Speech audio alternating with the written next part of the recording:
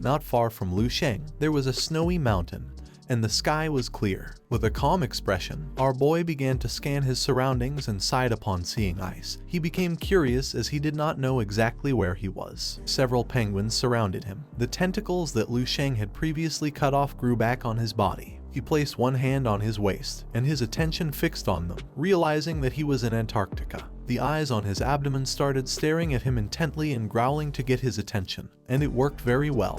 Lu Sheng was furious, and without hesitating for even a second, clenched his fist tightly and punched one of the eyes. His eyes filled with seriousness, he began to stare at them intently and made one thing clear now that they were inside his body.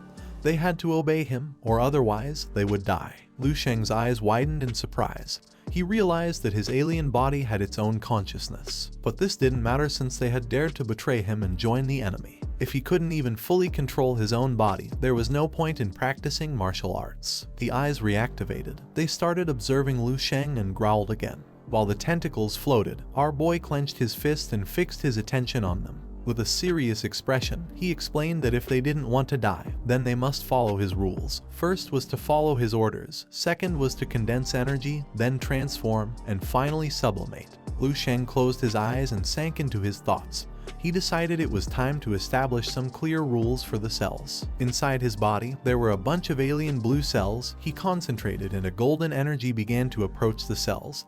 He had never tried this before, but he wanted to know what would happen when the cells took the same path as the immortal cells. Lu Sheng closed his eyes and began to concentrate, making a powerful golden energy appear in his chest. He wanted to know what kind of existence was going to be born when these cells followed the path of the immortal cells, questioning if they were going to be able to resist the annihilation of the rules. The energy little by little began to enter the cell nucleus, one after another, due to the constant impact of refinement.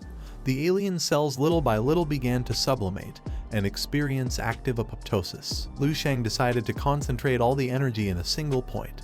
He fixed his spiritual force on that point and infused all his energy with all his strength, causing the cell nucleus to start shining intensely. The cells began to undergo changes, first about 10,000 times until reaching 1,000,000 times. A smoke screen appeared around Lu Sheng, and once it disappeared, it could be seen that his body had returned to normal, and there no longer seemed to be traces of the alien cells. Lu Sheng's eyes were filled with sadness, and his attention was fixed on his hand. It was a pity because just after billions of transformations, he was about to enter a new level. But the energy of the alien cells had been exhausted and he had no choice but to temporarily stop the process to enter hibernation. Not every trace of his previous body had disappeared. In his hand there was still a blue eye, which was slowly beginning to close. Once the eye closed, Lu Sheng began observing carefully and realized that this path was viable, so he decided to try transforming the cells later. Just then, the sound of a ship's horn was heard. Lu Sheng's eyes spread in surprise.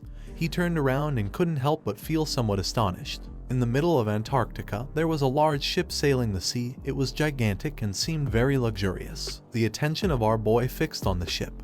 He hid behind the iceberg and began to observe without knowing what a ship was doing in this area. He jumped and started to fly. He wanted to take advantage of this moment to confirm the place where he was now. The ship was sailing at full speed, breaking the ice in its path. Lu Sheng started flying, got a little closer, and his gaze filled with confusion since on the ship there were 30 warriors below level 7, 2 level 7 masters. Additionally, there was a scientific room, so there could be a level 8 Grand Master supervising. By their appearance, they all seemed to be people from the Lion Kingdom. For him this was something suspicious and strange. What caught his attention the most was the level 8 Grand Master. The ship was very luxurious. It had several floors and on the highest one there were a lot of people. Lu Sheng's eyes began to shine. Using his powers, he started scanning the area to see where the level 8 Grand Master was. Several minutes later, he found the room where the Grand Master was. Somewhere on the ship, there was a couple sitting on the sofa, having a good time.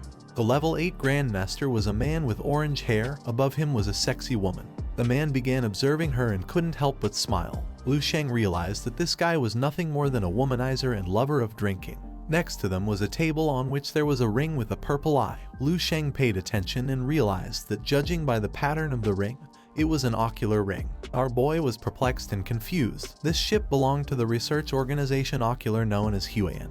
His mind filled with curiosity, so he decided to take a look at the other rooms in search of information. In some other room of the ship, there was a woman with blue hair sitting and writing something. She seemed to have the best room since sunlight was coming directly through the window. She picked up the pen and with a cheerful expression began to write in her diary. Today was February 14th of the year 317 and it was sunny weather. It was her 25th Valentine's Day. She wasn't enjoying red wine or steak at an elegant restaurant. No music fitting for the occasion nor an attractive companion for a date. She was going to spend this day alone in the cabin of the Explorer, amidst the extreme cold of Antarctica, surrounded by penguins and exotic creatures. She began to imagine a man wearing a scientist's lab coat, with his arms behind his back. This was the 28th day since she had joined Professor Nepson's research team, one of the greatest masters in genetics of this century and on the entire planet. His vast knowledge, brilliant ideas, and passionate attitude toward academic pursuit were everything worth learning for her. A smile spread across her face as she continued writing in her diary.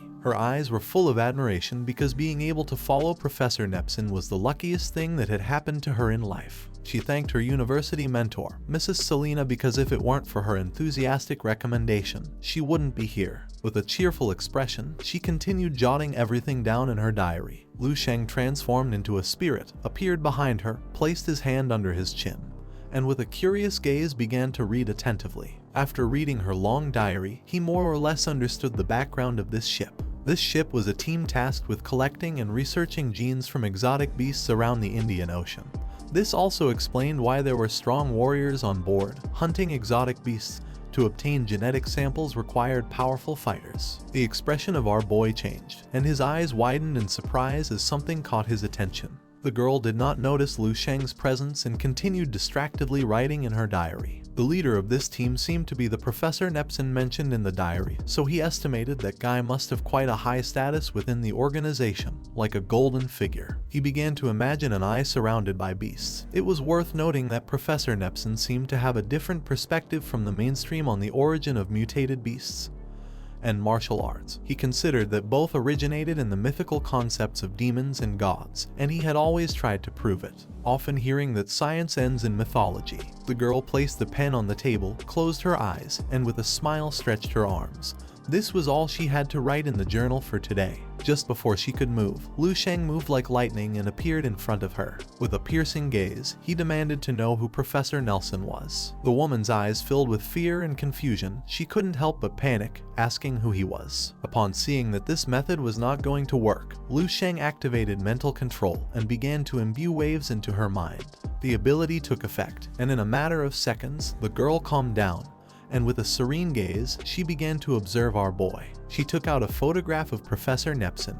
He was an old man who wore glasses. Lu Sheng started observing the photo carefully, thanked her, and then disappeared. The girl remained paralyzed, holding the photo for several seconds. Once the mental control stopped taking effect, she returned to normal and with a confused gaze questioned whether she had fallen asleep. Her attention was fixed on the photo of Professor Nepson. She began to imagine the professor winking at her. She couldn't help but blush like a tomato and be in shock. She didn't know why she was staring intently at the photo of Professor Nepson. Today was Valentine's Day, and she thought that maybe she'd made some fantasy about him. Somewhere on the ship, there was a research laboratory. Inside was Professor Nepson. He had his head resting on his arms and was sleeping like a log. On the table were several folders. He was dreaming, thinking that Berlin's mythologies were very different from those of other countries, believing that perhaps they could bring new ideas. Lu Sheng entered the laboratory and began to gaze silently at Professor Nepson. Without making any noise, he picked up one of the folders. His eyes widened in surprise. It was a compilation of data on ancient myths from Dragonland, ancient myths from Lionland, and mythological origins from Eagleland. He was confused to see that they had moved so many resources just for these legends of dubious authenticity. Professor Nepson kept sleeping like a log. Lu Sheng couldn't help but smile, realizing that this organization was very rich. He thought that maybe he could take advantage of this to get some benefit from them. Lu Sheng transformed into energy and disappeared without a trace. He left the ship and returned outside. While the energy was entering his body, his attention focused on the beautiful landscape. His eyes filled with surprise as something caught his attention. He activated his power, making golden energy appear around him.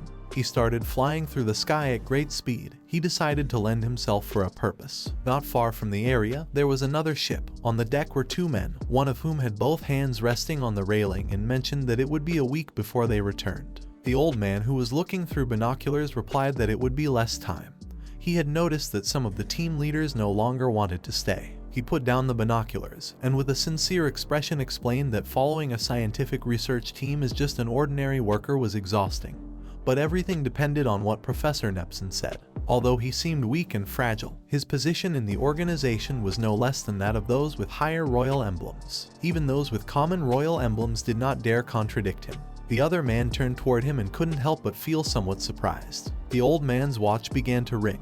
With a curious gaze, he started looking at the watch without knowing what was happening. Someone revealed to the captain that suddenly a powerful underwater current had emerged beneath them, diverting the ship, asking them to look ahead. In front of them was an iceberg. The captain was in shock, giving the order to turn the helm as soon as possible. The other man put his hands on his head and couldn't help but panic. Just a moment ago, the iceberg wasn't in the area and had suddenly appeared out of nowhere. They couldn't control the ship in time and turn the helm, causing it to crash forcefully against the iceberg. The ship stopped in place, and inside the iceberg was someone. It was none other than Lu Sheng. He began to gaze at the ground, and a smile spread across his face. This is the end of the video. If you guys want to see the next part, then don't forget to subscribe and like the video.